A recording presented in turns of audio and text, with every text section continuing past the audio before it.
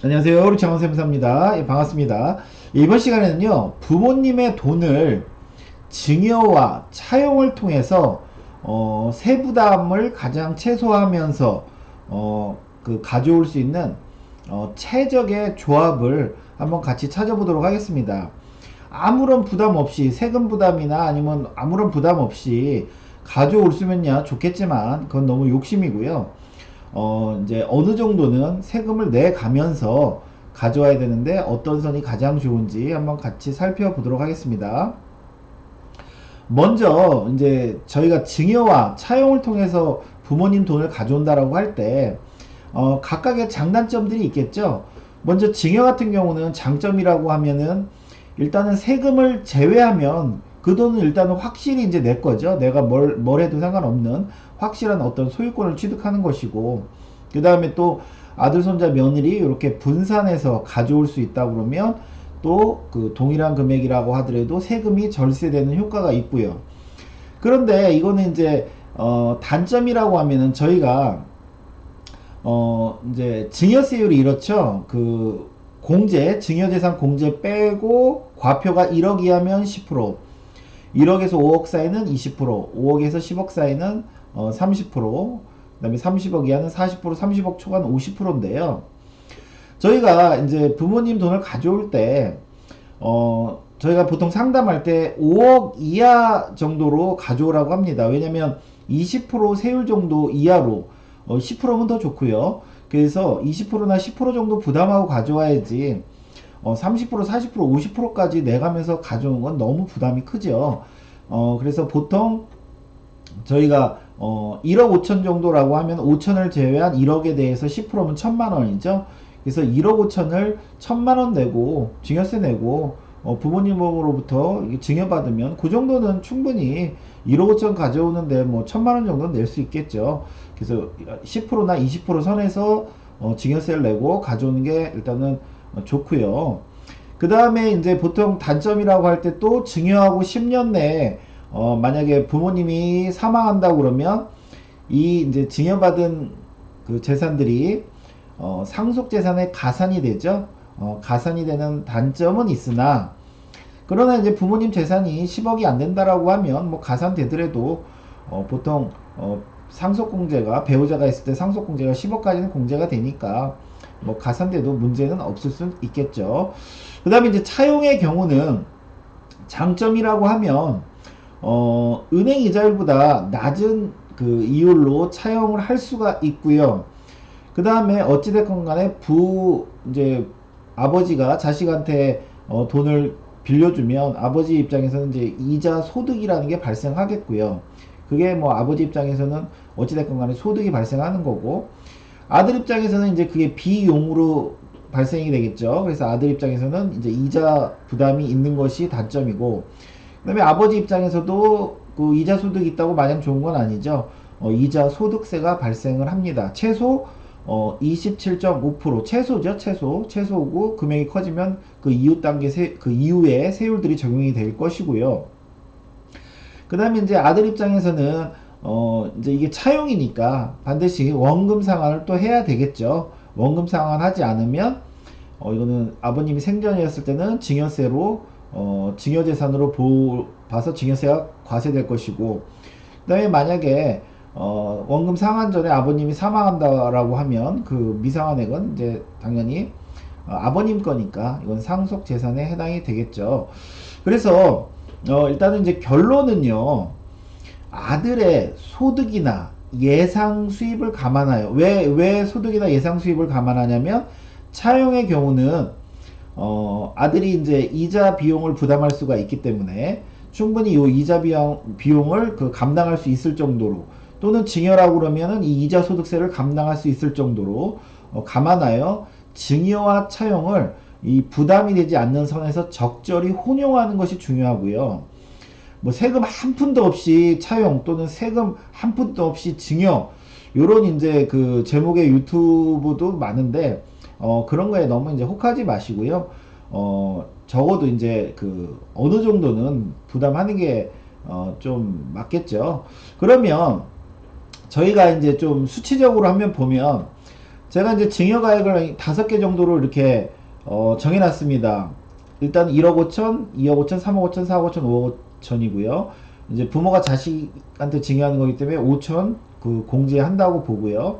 그래서 제가 아까 말씀드린 것처럼 20% 세율 범위 내에서 증여하는 선을 5억 5천으로 일단은 잡아 놓은 것이고요. 그 이상은 이제 부담이 된다는 거죠. 세율이.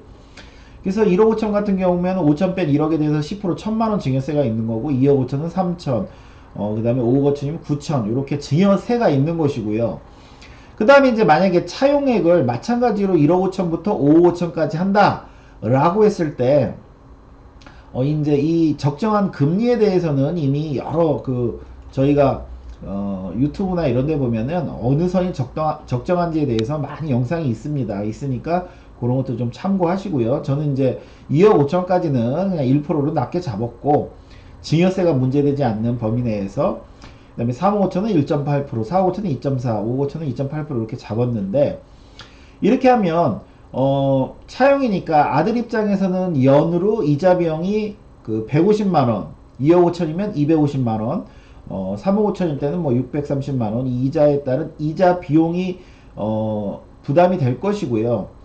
동일하게 그 아들의 이자 비용이 부모 입장에선 이자 수익이 되겠죠. 이자 수익이 되겠죠.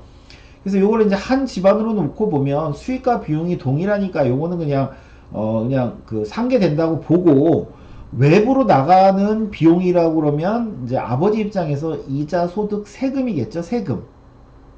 그래서 그 최소 세율로 27.5%라고 가정하면 1억 5천일 때는 연으로 41만 2,500원, 그 다음에 뭐 3억 5천일 때는 연 173만 2,500원 이런 식으로 부담이 됩니다.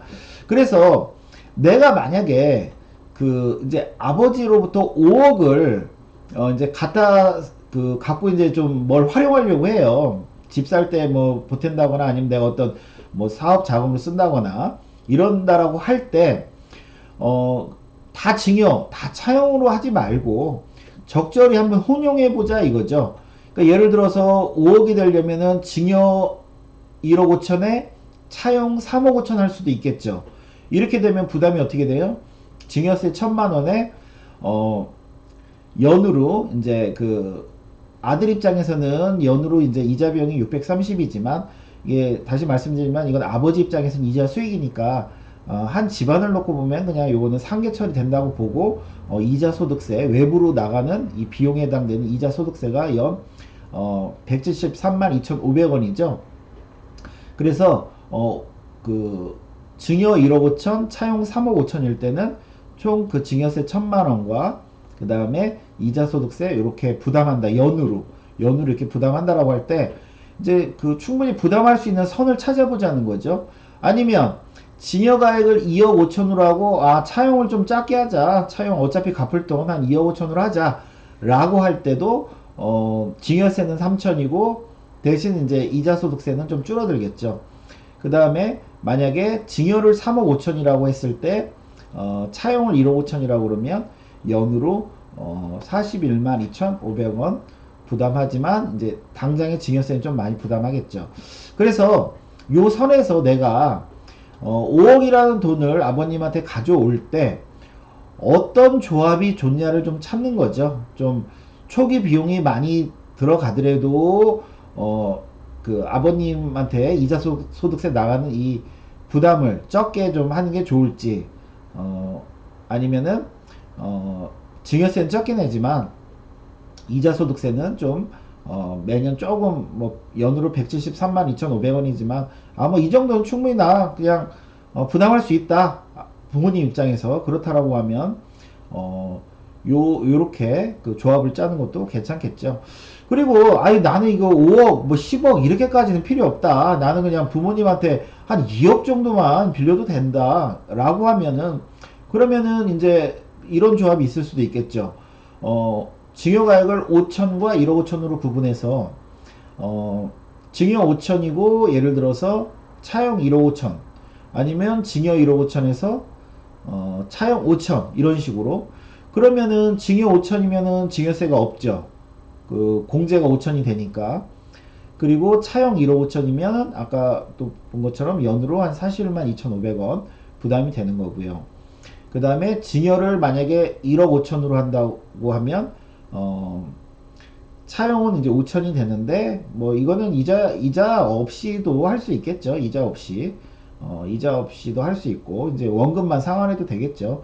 그래서 이자 소득세도 없이 이렇게 할 수도 있고 아니면 뭐 1억 할 수도 있고 그래서 무조건 뭐 극단적으로 증여로 간다 아니면 차용으로 간다 이거보다 적절히 혼용하면 조금 부담이 좀 덜할 수가 있습니다. 마찬가지로 뭐 그 3억도 마찬가지죠.